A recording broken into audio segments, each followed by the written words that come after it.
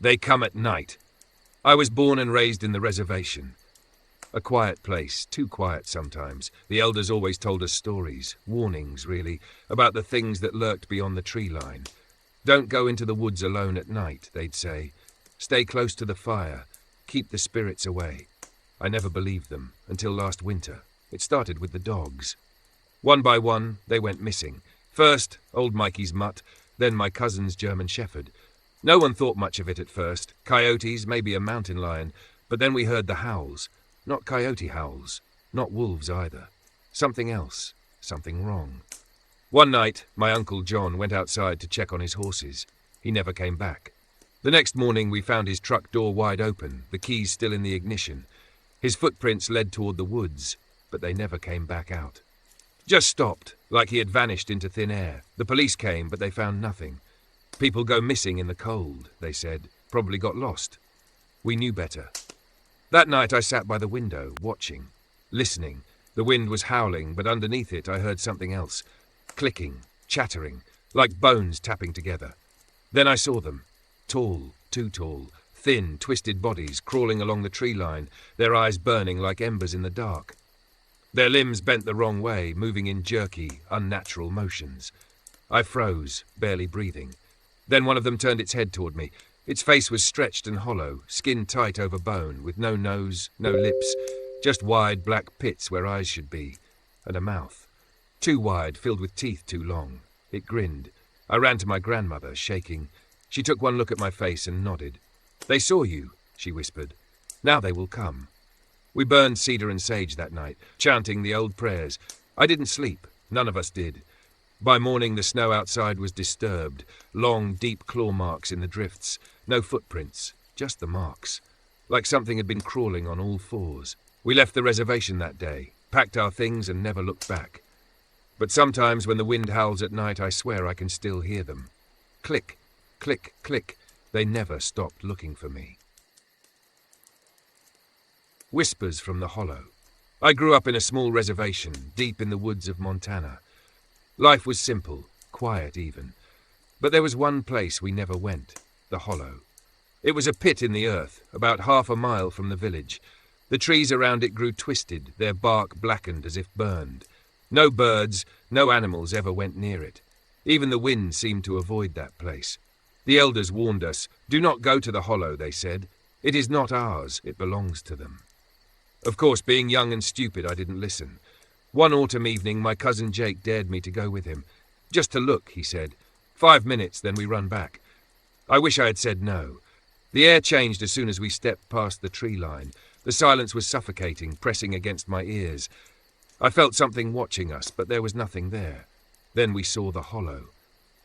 It wasn't just a hole in the ground. It was wrong. The darkness inside was too deep, too complete, like it was swallowing the light. The edges pulsed, almost breathing. Then we heard them. The whispers. They came from the hollow, soft and beckoning. Not in English, not in any language I knew, but I understood. "Come closer." Jake took a step forward. I grabbed his arm. "We need to go." He didn't move. His eyes were glassy, his mouth slightly open. I shook him, hard. "Jake, wake up!" The whispering turned into a scream, a horrible, shrieking wail that rattled my bones. The trees bent toward us, their twisted branches reaching. The ground moved, writhing like something underneath was trying to claw its way out. Jake snapped out of it. We ran. Behind us I heard something crawl out of the hollow. A wet, slithering sound, like flesh dragging against stone. I didn't look back. We made it home, gasping for air. The elders knew. They knew. They burned sage around us, forced us to drink something bitter, muttering prayers under their breath. "We told you," my grandmother said, gripping my face. Her fingers were ice cold. "You must never go back." I didn't, but at night, when I close my eyes, I still hear the whispers, and I know the hollow is waiting. The thing in the fog. I grew up on the reservation near the Great Lakes, where the fog rolls in thick at night, swallowing the land whole. The elders always warned us, never go out when the fog comes. I should have listened. It was late autumn when my friend Noah disappeared. He was last seen near the lake just before the fog rolled in. The search party found nothing. No footprints, no signs of struggle. It was like he had simply vanished. A week later, I saw him. I was walking home from my uncle's house when the fog started creeping in.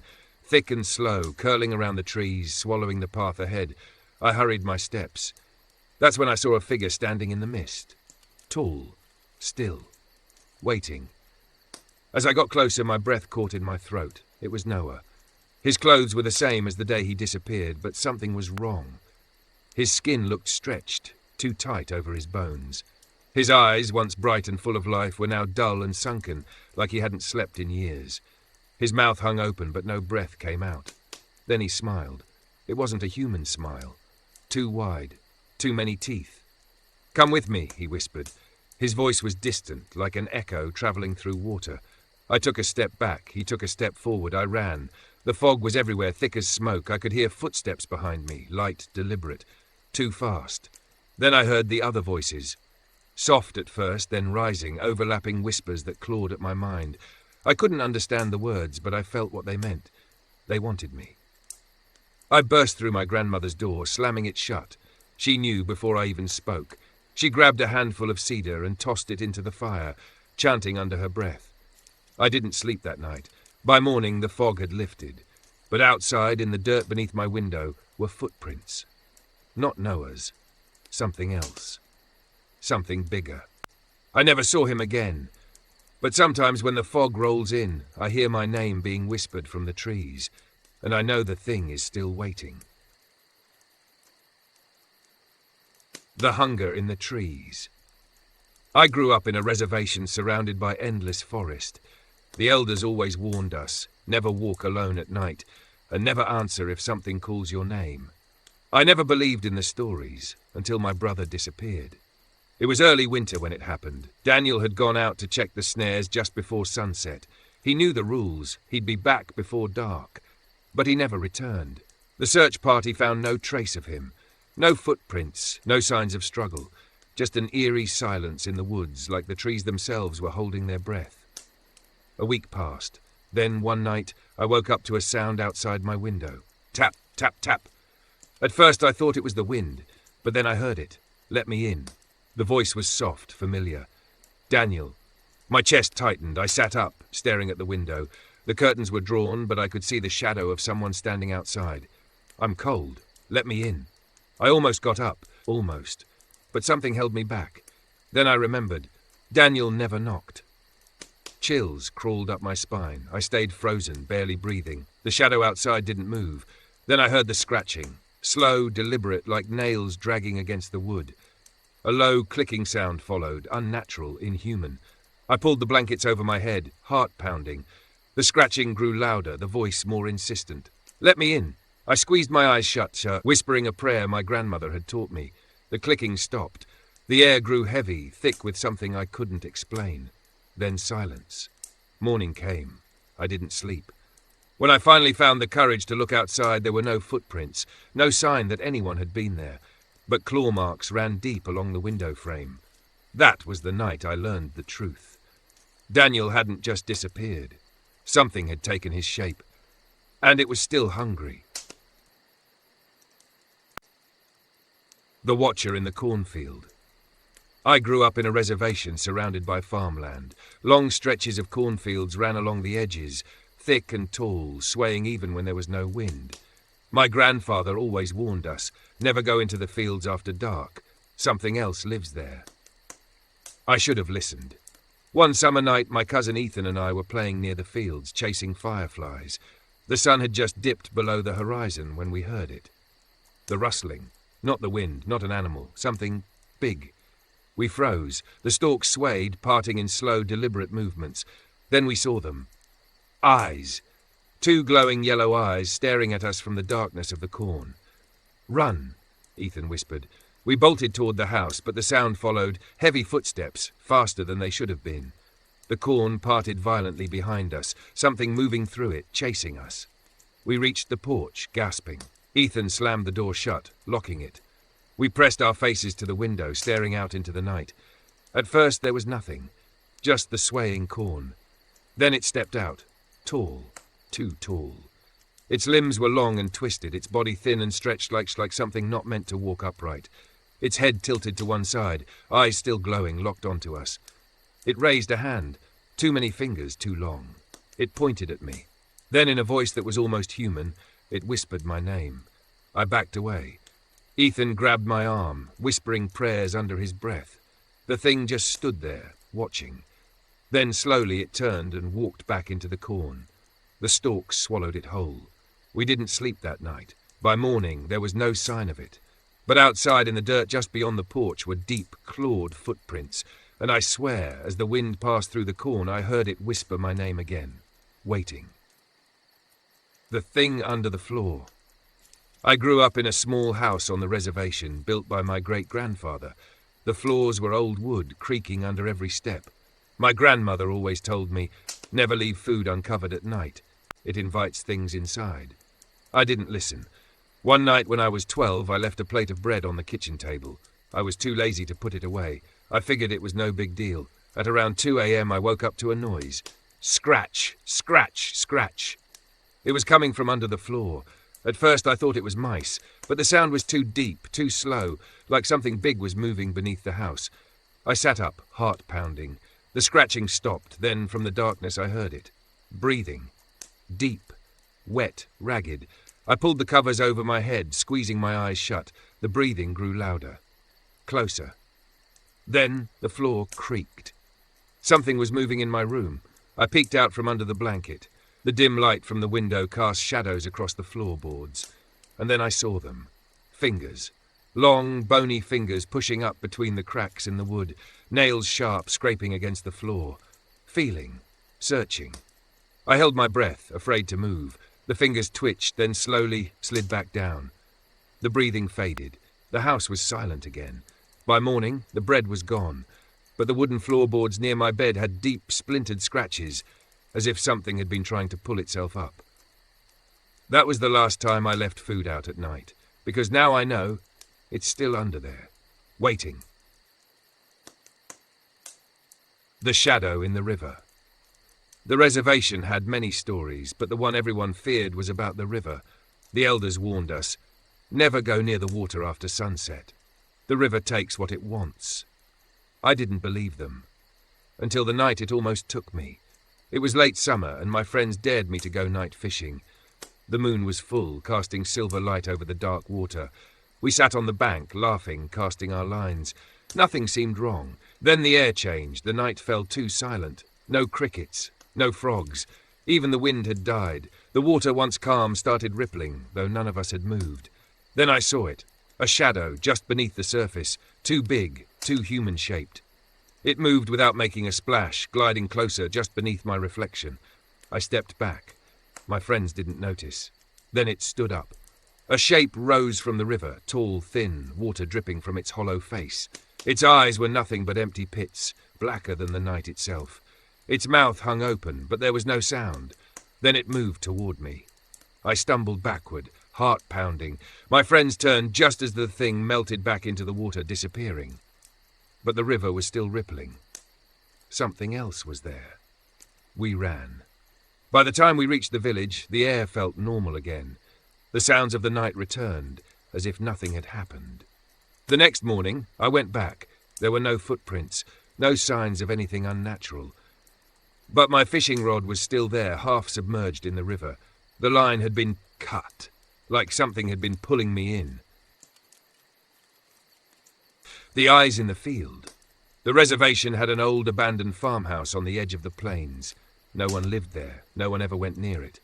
The elders told us, stay away. It watches. One night I found out why. I was 16, walking home from a friend's house. It was late and the moon was hidden behind thick clouds. As I passed the old field, I saw it, a light. A single flickering lantern in the window of the farmhouse. I stopped. No one had lived there for decades. The boards were rotting, the roof half collapsed, but the light was moving, swaying as if someone was walking inside. Then the front door creaked open. A figure stood in the doorway, tall, thin, its head tilted at an unnatural angle, too far to one side. I couldn't see its face, just the faint outline of its form against the flickering light. Then I saw its eyes. Not glowing, not normal, just holes. Empty, black holes. It raised a hand and pointed at me. The wind picked up. The tall grass around me bent, whispering as it swayed. I felt something move behind me, something crawling through the field. I ran. I didn't stop until I reached my house, slamming the door shut, locking it. My chest burned, my hands shaking. I didn't sleep that night. By morning I convinced myself it was just my imagination, just shadows and wind. But then I saw them, footprints, not leading to the farmhouse. Right up to my window. The thing in the cellar. There was an old house on our reservation, deep in the woods, abandoned for years. My uncle used to say it belonged to a family that vanished one winter. No one knew why. No one wanted to know. But one night, my cousin David and I were out hunting when a storm rolled in. The rain came fast, the wind howled, and we needed shelter. The house was the closest place. We should have stayed in the rain. The inside was dusty and cold, the air stale. Everything was left untouched. Plates still on the table, chairs pulled out, as if the family had just stood up and walked away. But the worst part was the cellar door. It was in the middle of the kitchen floor, old wooden, covered in deep scratches, like something had tried to claw its way out. As we stood there, the wind outside died. The house went too quiet. Then we heard it, a single knock, from under the floor. David laughed nervously. "Just the wind," he muttered. But I could see it in his eyes. He didn't believe that. Then the knock came again, louder, then another and another, faster, harder. The door shook. We backed away. The knocking stopped. Silence stretched out. Then slowly, the latch began to lift. Something was coming up. We ran. I don't remember hitting the door. I don't remember the cold rain hitting my skin. We just ran until we reached the village, panting, shaking, unable to speak. The next day, we told my uncle. He went out there alone. When he came back, he was pale, shaking. "The cellar's open," was all he said. The house was burned that night. No one spoke of it again. But sometimes when the wind is quiet, I swear I still hear knocking, somewhere beneath the ground. The thing in the fog! On our reservation, the elders always warned us, never walk alone when the fog comes. It hides things that should not be seen. I didn't believe them, until the night I saw it. It was late autumn, and I was coming home from my uncle's house. The fog had rolled in thick, swallowing the trees, muffling every sound. Even my footsteps felt distant, like I was walking in a dream. Then I heard it. Footsteps. Not mine. They were soft at first, keeping pace behind me. I stopped. The footsteps stopped. I turned. Nothing. Just the thick wall of fog. I took a step forward. So did the footsteps. I walked faster. So did they. Then I saw it. A shape just barely visible through the mist. Tall. Wrong. Its arms were too long. Its head tilted at an unnatural angle. I froze. It didn't move. Then slowly it lifted a hand and waved. Not like a person. Not a greeting, a mockery. Then it spoke. "You're going the wrong way." The voice wasn't human. It was layered, like many voices speaking at once.